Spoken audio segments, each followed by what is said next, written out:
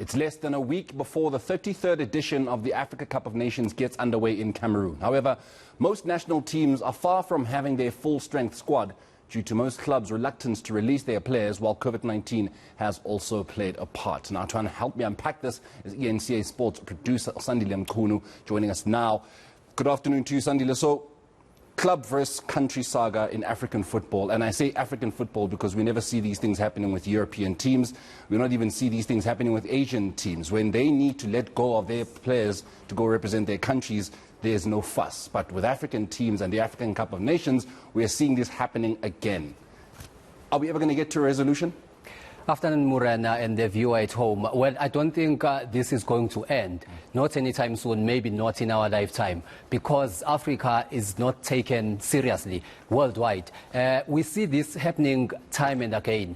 From when we were growing up, there was a country versus team debacle, clubs debacle, from when Sean Bartlett was still playing, from when Benny McCarthy was still playing. The more we had overseas-based players, you might recall, we had a lot of players retiring from international football, the likes of Quinton Fortune, and now it's also happening. Emmanuel Dennis of Watford is supposed to be representing the Super Eagles right now in Cameroon, but he's not going because apparently there's an injury, so he's still out. So there's that fight between the Senegalese FA and also Watford. So it's not an isolated issue. There are too many issues like Emmanuel Dennis's issue, so I'm not too sure whether this is going to end anytime soon. Okay, but now Watford was said to have said they don't have a problem with their player going off to the Africa Cup of Nations, which then speaks to the negative media coverage. We've played a video here on eNCA last week of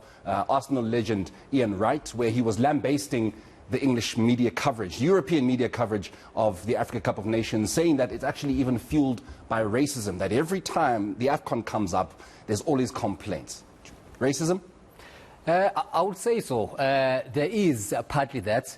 You know why I'm saying that, Morena? Because Ian writes in that clip of his, which is close to a minute, more or less. So he's saying journalists are at fault. You cannot ask a player whether he is going to go to the Africa Cup of Nations. How can you ask that question? Because rightfully so, he said, when there is a European Championship that was played only recently, as recently as last year, no one was asking questions whether Harry Kane, for instance, I'm just making an example, is going to represent the Three Lions. So he even said, imagine if a player is asked a question whether he is going to represent the Three Lions. Of course, he is going to represent the Three Lions if it's a European Championship or it's a World Cup for that matter. So why the question, are you going to represent maybe Cameroon, or if you are a Thomas Partey, are you going to honor a call up to go and represent the Black Stars in the Africa Cup of Nations? I mean, those kind of, the line of questioning, it leaves a lot to be desired, and it has to stop, and it has to stop now. Okay, but then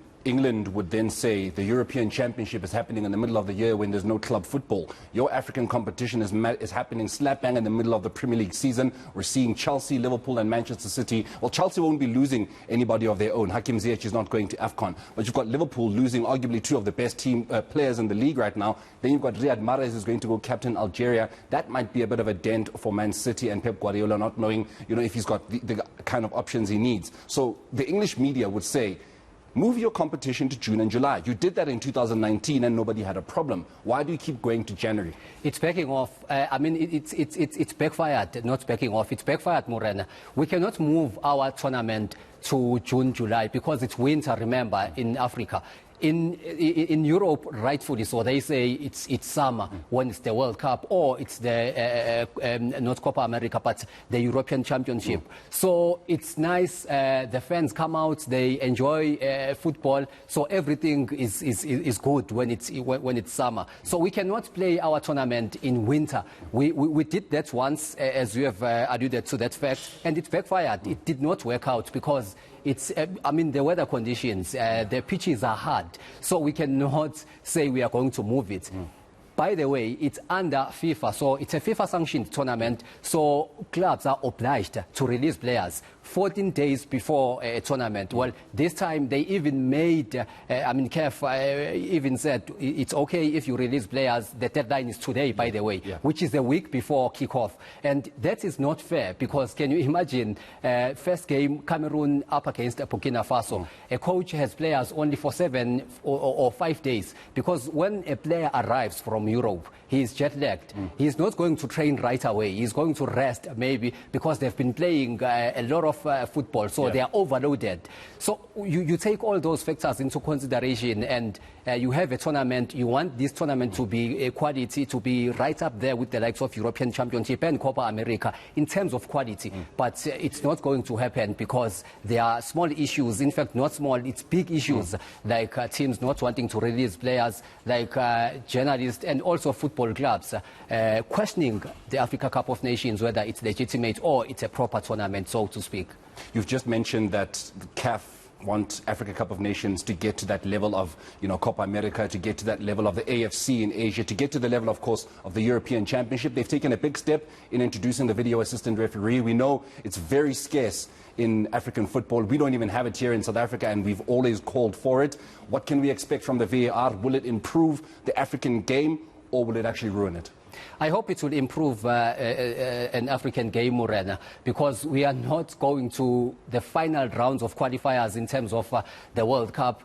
I believe because there was no VAR, because that penalty, the Amate penalty, was not going to stand if there was VAR on the day. And we lost an appeal, therefore Bafana were bundled out by the Black Stars. So can you imagine if there was VAR? So now VAR, yes, other, critics, they are saying VAR is not accurate. VAR also, we've seen a lot of dubious and controversial decisions, even during VAR. This past weekend in the Premier League, we saw other penalties being given and other penalties not given in the Man City game and Man City Arsenal game. So it also depends. But where there is a big mistake that has happened, it's easy for VAR to intervene and to rectify that mistake. Where a call is marginal, then it's a different story in that case. Well, we can only hope, because this is the very first time VAR is going through from beginning to end at the Africa Cup of Nations. Now let's look right down to the football on the pitch.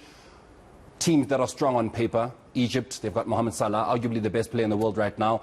Senegal have got Sadio Mane, who's playing with Mohamed Salah, arguably the best player in the world right now. You've got Riyad Mahrez, who captained Algeria to victory 2-3 years ago, to take the Africa Cup of Nations. There are other nations, Cameroon being the hosts, the 2017 winners. On paper, who's strong enough to take it? I think we don't have maybe, let's say, overwhelming favorites in terms of who is going to take it. However, Algeria, the coach Balmeda, the core of his team, it's that team that won them the Africa Cup of Nations against the fancied Senegal on the day. Senegal were tipped, were odds on in most people's eyes, but they lost. So they still have the lanky striker Buneja, who plays for Al Sadd, the team that was coached by Xavi Hernandez. They also have Benassar, who plays at AC Milan, and they still have Riyad Mahrez, is their talisman, their captain. So they retained, and also, by the way, their goalkeeper is very strong. He's still there, Rice. So the spine, the core is still there. So therefore, I think Algeria starts as maybe not overwhelming, but slight favorites in my book. And also you have Cameroon, they are at home, surely they will be strong. They have the new president, Samuel Eto'o, so they will be buoyed and motivated by that fact. I think Nigeria, you cannot discount the Super Eagles. Yes, they have problems prior to tournaments, sometimes fighting over bonuses and stuff like that. If they get their house in order, surely they will be there and about.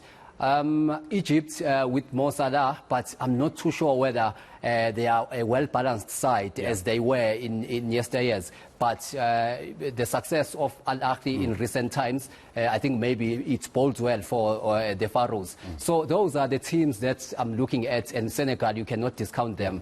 Edouard Mendy, by the way, is also going to be lost by Chelsea. He is going to be keeping goals for Senegal. So it's top players who are going to be playing at the Africa Cup of Nations. Ghana, I'm not too sure. I'm not convinced. I don't think they are strong enough. But we'll also have dark horses. I don't know who's going to be a dark horse, but there is always that side that is going to be a dark horse. Will it be a Gambia qualifying for the first time?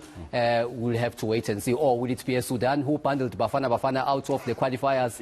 It's interesting times, Morena. Only time will tell. And time is going to be on the 9th of January. That's this coming Sunday, the first game being between the host Cameroon and Burkina Faso, who themselves, right here in South Africa in 2013, almost were those dark horses that Sandile is speaking about. So it's going to be an exciting tournament of 24 teams between the 9th of January and the 16th of February. It's going to be great action, and we'll definitely, as eNCA, be bringing you as many of those reports as we possibly can.